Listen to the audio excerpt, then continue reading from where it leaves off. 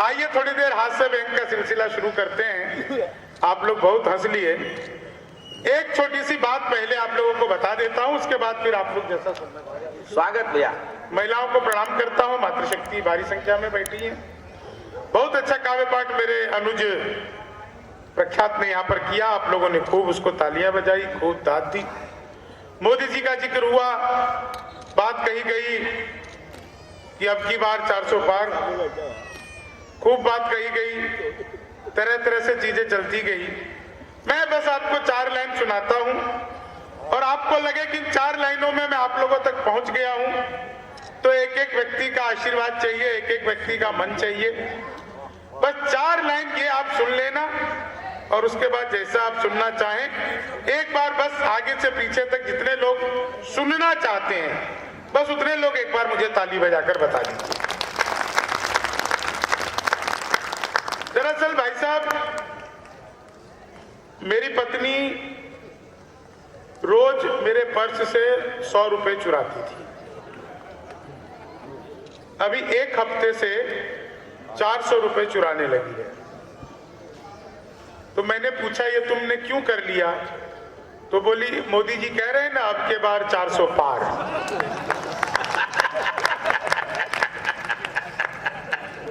तो 400 पार। मेरे विषय में बताया मैं मूल रूप से बिहार का रहने वाला हूं। बिल्कुल ठीक है, मैं मूल रूप से बिहार का ही हूं। वहां शराब बंद हो गई तो मैं दिल्ली रहने लगा, और मैं जब से दिल्ली रहने लगा तब से दिल्ली वाले भी एक एक करके बंद होने लगे।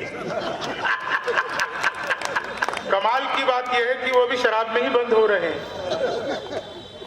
4 लाइन आपको सुनाऊंगा, बस 2-4-5 मिनट में आप सब मेरे रंग में, मतलब मेरे रंग में तो नहीं, लेकिन मेरे हाथ से में आ जाएंगे। अधिकतर लोग मोबाइल से मेरा वीडियो बना रहे हैं। मैं उन्हें बता देना चाहता हूं मेरा डिजिटल कैमरे से भी नेगेटिव आता है, इसीलिए वीडियो बना करके कोई फायदा नहीं होगा। आज जब मैं रामपुर आया, कमाल की जगह है, इसमें तो कोई दो राय नहीं है। तो जैसे ही मैं मेन रोड से अंदर की ओर घुसा, रामपुर की ओर, रामपुर चौक चाकू सा लगा हुआ बड़ा, वो रामपुर चौक के पास में आया तो मैंने देखा 2 आदमी आपस में आधे घंटे से गाली गलौज कर रहे थे।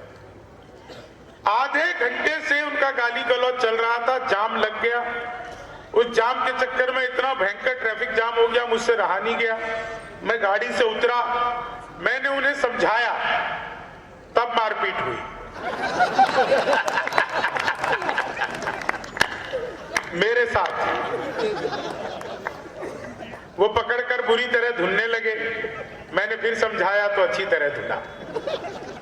धुनने धुनने पर होता है। मैंने पिछले दिनों मोदी जी से पूछा, भाई साहब, मैंने पिछले दिनों मोदी जी से पूछा, मैंने कहा मोदी जी आपकी नीयत क्या है? मोदी जी बोले मेरी नीयत पाक साफ है। वाह वाह, तालियां कमजोर है आप। पाक साफ है।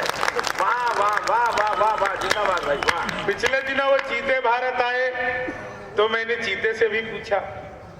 जो आदमी मोदी से डायरेक्ट पूछ सकता हो उसके लिए चीते कितनी बड़ी बात है। तो मैंने चीते से भी पूछा। मैंने कहा तुम भारत आ रहे हो, तुम्हें आते हुए डर नहीं लगा? बोले नहीं, हम वहीं से बीजेपी ज्वाइन करके आए। एक आदमी मिला, बोला यार ये मोदी जब से आया है देश 500 साल पीछे चला गया। मैंने कहा योगी को आने दे, त्रेता युग में ले जाएगा। एक बार मैंने अपनी सगी पत्नी से पूछा, सगी पत्नी से पूछनी पड़ती है। हाँ बहन जी ऐसे घुर घुर कर देख रही हैं। नहीं, वो मुझे घुर घुर कर इसलिए नहीं देख रही, मेरे अंदर कोई खासियत नहीं। वो मुझे देखकर सोच रही है चलो अपना वाला तो इससे ढंग का है। तो एक बार मैंने अपनी सगी पत्नी से पूछा, मैंने कहा क्या मैं तुम्हारे सपनों में आता हूं? बोली नहीं, मैं हनुमान चालीसा पढ़कर सोती हूं। तो महिलाओं का मामला बिल्कुल अद्भुत होता है। सच बता रहा हूं, ये 4 लाइन सुनना, धीरे धीरे आप लोग आ रहे हैं रंग में। राम मंदिर की बात कही मेरे छोटे भाई प्रख्यात ने, मैं बिल्कुल 2 नए मुक्तक आपको सुनाऊंगा और उसके बाद आप लोग जैसा हंसना चाहें बिल्कुल वैसा सुनाऊंगा। मुक्तक में भी बिल्कुल टेंशन मत लो, उसमें भी आपको हंसी और आनंद ही आएगा। मैं हंसी के बिना कोई बात इधर उधर की करता नहीं, क्योंकि मुझे आती भी नहीं। मैं तो देखो विशुद्ध रूप से आपको सच बता रहा हूं। मैं यहाँ रामपुर आया सर, आप यकीन मानिए, मैं जिस होटल में रुका था वहां पर भी 2 बिहार के लोग मुझसे मिलने आ गए। मुझे ये नहीं पता था कि यहाँ पर भी बिहार के लोग हैं, रामपुर में भी, और अगर हैं तो इसमें हमारी कोई गलती नहीं।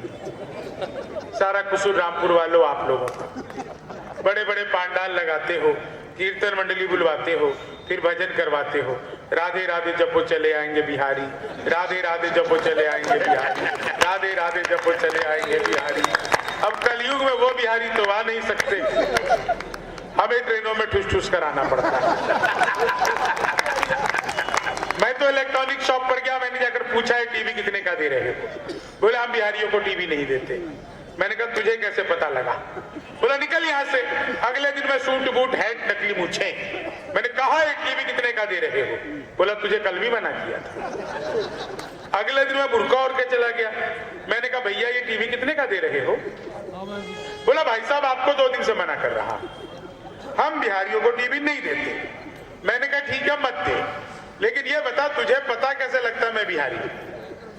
बोला बेटा जिसे तू टीवी कह रहा है वो माइक्रोवेव है। ये जो माइक्रोवेव को टीवी बताने का कॉन्फिडेंस बिहार लेकर के आया। पूरे प्रोग्राम में छोटे छोटे बच्चे भी आए हैं, छोटे बच्चों को विशेष प्रणाम करता हूँ। इनको देख के ही लग रहा है हो ना हो ये लॉकडाउन की पैदाइश है। हम सबको काम मिला हुआ था वर्क फ्रॉम होम।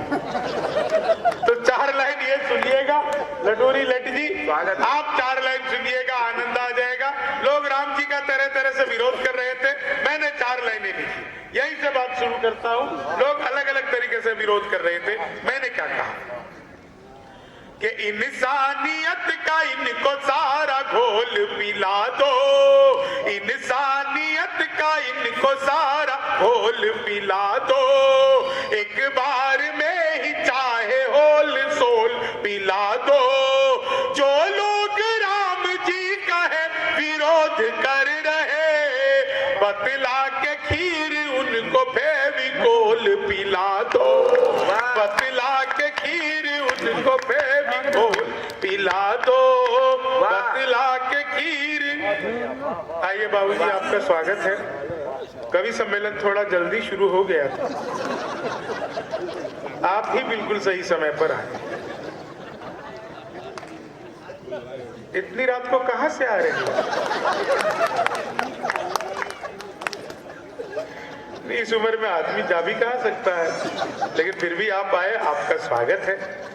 मतलब नहीं आश्चर्य हुआ मुझे कि भाई जवान ववान आदमी आए इतनी रात को, तो समझ में आता है। रामपुर के बुजुर्ग भी इतने बढ़िया है कि इतनी रात को घर से आते हैं, ये तो कमाल है साहब। नहीं सच बता रहा हूँ। अब ये 4 लाइन ये तो पूछ लो, अपने ही घर से आए हैं। वो तो आप तो रहने ही दो। डॉक्टर साहब हैं, डॉक्टर साहब आपको प्रणाम करता हूँ। मैं डॉक्टरों को सब बहुत प्रणाम करता हूँ, क्योंकि भगवान और डॉक्टर एक समान होते हैं साहब। आपसे भगवान कभी नाराज हो तो वो डॉक्टर के पास भेज देता है।